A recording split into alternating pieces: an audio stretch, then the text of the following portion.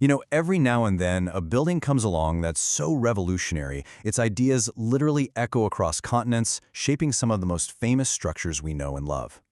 Today, we're going to talk about one of those monuments, one that didn't just touch the sky, it pretty much changed architecture forever.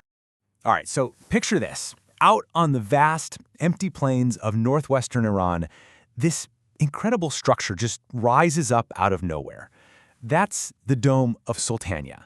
It's this solitary, majestic giant, and it's literally the last thing left of what was once the grand capital of the Mongol Ilkhanid Empire. The rest of the city, it's just gone, vanished into dust. And get this, it's been standing there for over 700 years. I mean, think about that. It's weathered the elements, countless conflicts, and just the sheer passage of time. It's like this silent witness to all the history that's unfolded right there at its feet. And when I say colossal, I mean it. The dome alone is estimated to weigh an incredible 1,600 tons. To put that in perspective, that's like stacking 10 blue whales on top of each other and just balancing them perfectly in the sky. It's wild. So yeah, it's a heavyweight. In fact, it's the third largest masonry dome on the entire planet. The only ones bigger are true icons, right? Hagia Sophia in Turkey and that magnificent Duomo in Florence. And for a while there, this one was the biggest of them all. But Soltaniyeh is so much more than just sheer size. It's also an incredible artistic masterpiece. It's like a story told on two totally different surfaces. The outside is one thing, and the inside, well, that's something else entirely. It's like the dome has two completely different personalities. On the outside, you get this brilliant flash of color, almost like a beacon in the middle of that vast landscape. But then you step inside and whoa, you're just enveloped in this world of astonishingly intricate earth tone detail. Yeah, the exterior was clearly designed to be seen from way out. It just emerges from the landscape like this vibrant burst of color. It's covered in those classic turquoise blue faience tiles, and the brickwork is just so detailed. And look at the calligraphy. It actually weaves the names of Allah, Muhammad, and Ali right into the fabric of the building. So if the outside is this big, bold, public statement, the inside is, well, it's intimate and profound. Just look at this close-up of the carved plaster. The level of detail is just mind-blowing.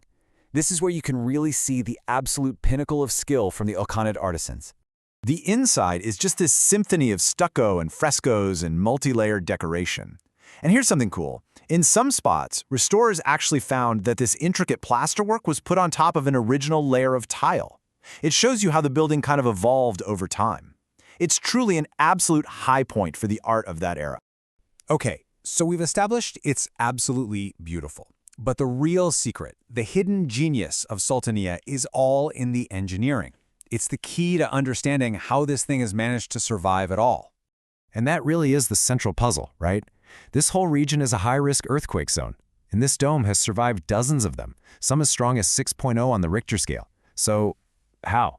How is that even possible for a 1,600-ton structure made of brick? Well, the answer was a complete revolution in engineering, the double-shelled dome.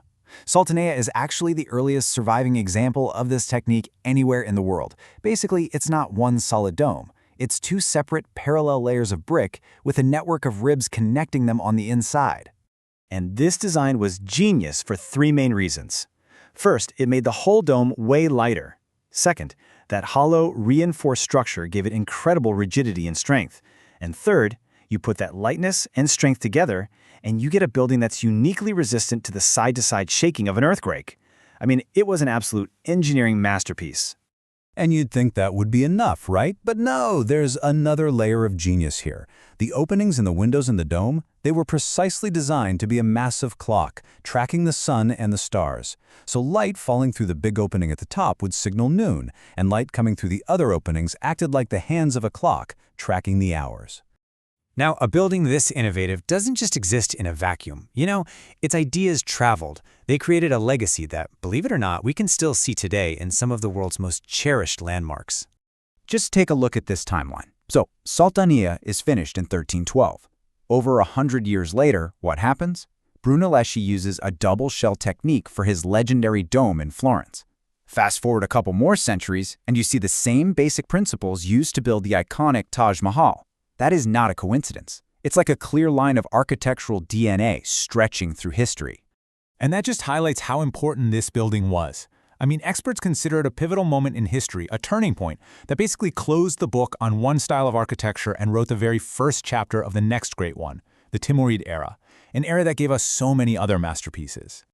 But, there's kind of a sad story here, too. The grand city of Soltaniyeh, this bustling capital, it had a fatal flaw. It just wasn't built on a major trade route. And so, within about 100 years, it was pretty much abandoned. The entire city just vanished. All that's left is this magnificent mausoleum, looming over the empty plains, a solitary survivor. And that lonely survival story makes preserving it today all the more important. This isn't just some old ruin. It's a living monument, and it needs constant care and constant study. And that effort is truly global. It was named a UNESCO World Heritage Site back in 2005, and today we're using all kinds of modern tech to protect it. I'm talking drones and laser scanning to create these super precise 3D models to check its stability. They even use tiny endoscopic cameras to actually peer into that hidden space between the two shells, just to check for any stress. When you look at an old drawing like this one, from before all the major modern restorations, you really get a sense of the incredible journey this building has been on. It's such a powerful reminder of both how resilient it is, but also how fragile it is, and exactly why all that work to preserve it is so incredibly important. Which kind of brings us to a final, bigger question. The city that built it is gone. The empire has fallen. The world has changed in ways its builders could never have imagined. So, in our fast-moving modern age, what really is the value of a magnificent 700-year-old echo?